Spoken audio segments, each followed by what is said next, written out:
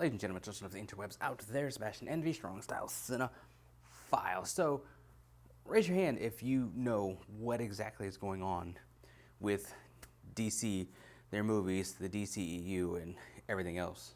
Like, just how many people actually know what's going on? Because it seems to be the waters of DC are quite muddy at the moment. So let's geek about it for a scant few minutes. Now, we know that James Gunn, Peter Safran, have been brought on board to course correct when it comes to the DCEU and their cinematic universe and their films and stuff that they want to do. We know that David Zaslav has come in and basically wrecked shop, canceling stuff, kicking people to the curb in an effort to, as he even said, to kind of right the ship creatively. He has long since wanted a movie like creative czar, a Kevin Feige of his own, to steer the ship that is the DC cinematic universe going forth.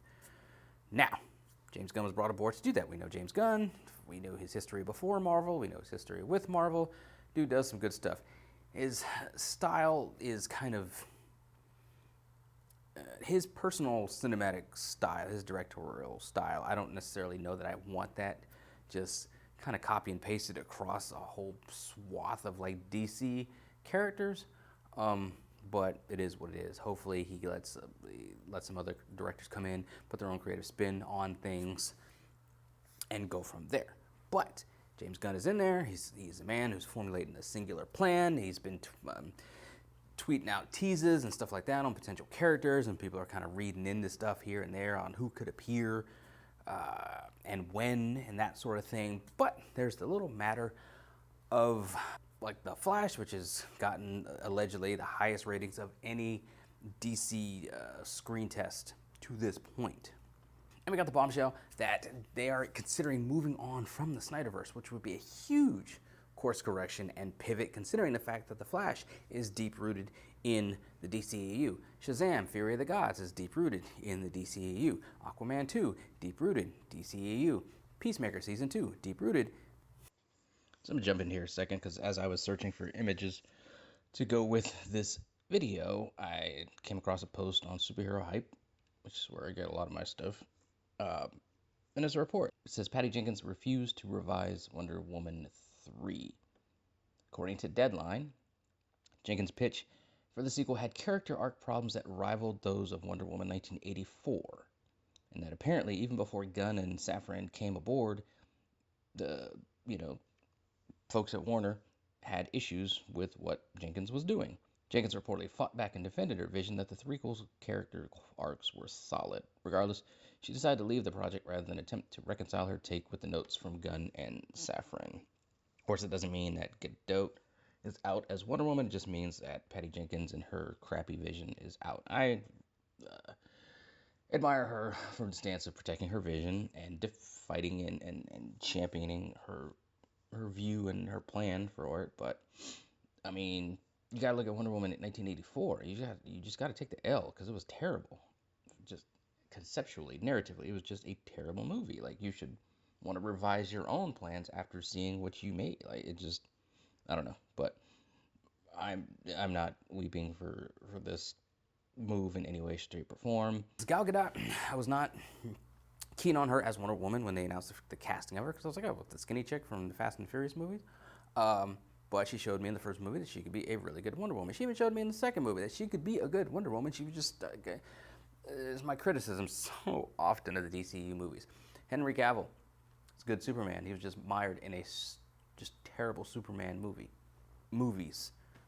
Gal Gadot, great Wonder Woman, just mired in one good Wonder Woman movie, and then the second one sucked. The Justice League stuff sucked. BVS sucked. So it's just, you have these great, really strong casting choices that are just stuck in crappy movies.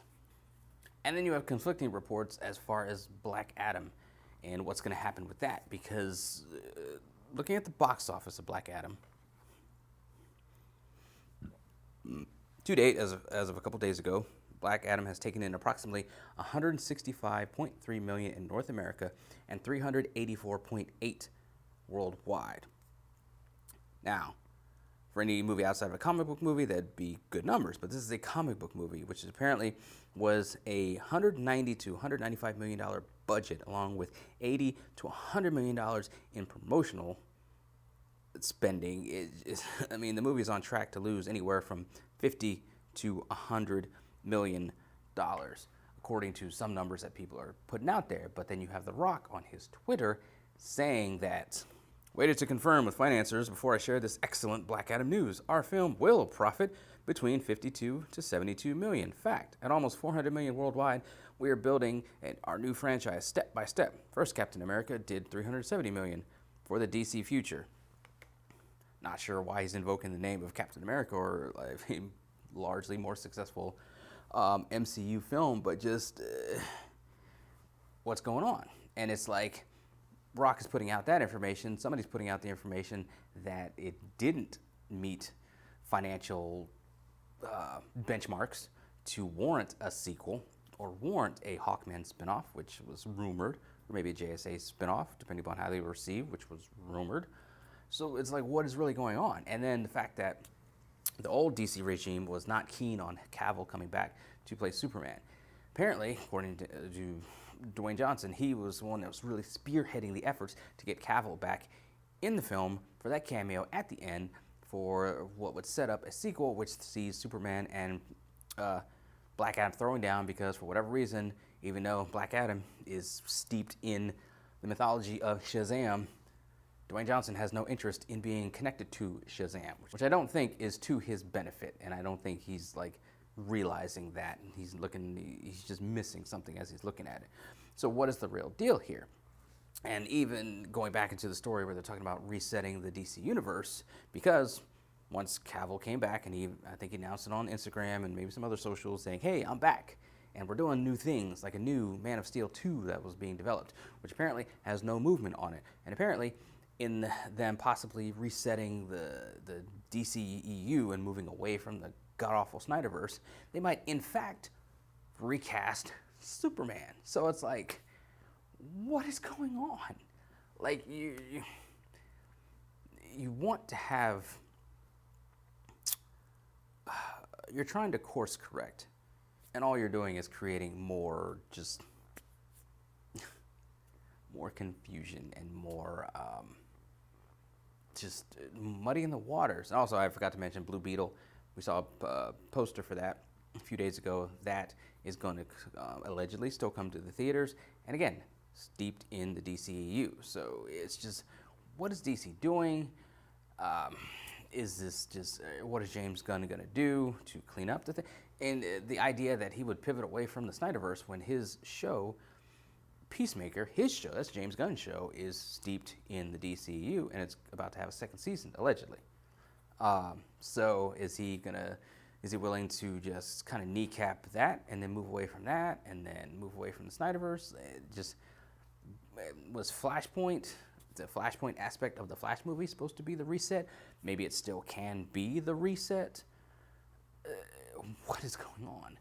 Who knows? It's chaos when you were trying to course correct, and you brought in a guy to do that, to be your czar, and yet you have money, you have egos, and a lot of stuff at play that is just continuing to muddy the waters of DC. It's like, there are lots of DC characters I like. I want them to get past just relying on Batman and Superman to make movies. So I was glad when they made a Wonder Woman movie. The fact that, Titans series was coming to HBO Max, even though that's hot garbage, it gives me hope that they would go into their treasure trove of characters and pull some other stuff out and pull some other characters out, because they have like tons and tons of characters that would be interesting that aren't named Batman and Superman. That would be good on the big screen. That would be good on the small screen, just done way better than Titans. So the material is there. The characters are there. It's just, they got to figure out what they're doing. They got to get everybody rowing in one direction. And it seems like the move was to do that with Zaslav, if like it or don't like how he did things, and bring it on James Gunn. But they're still, like,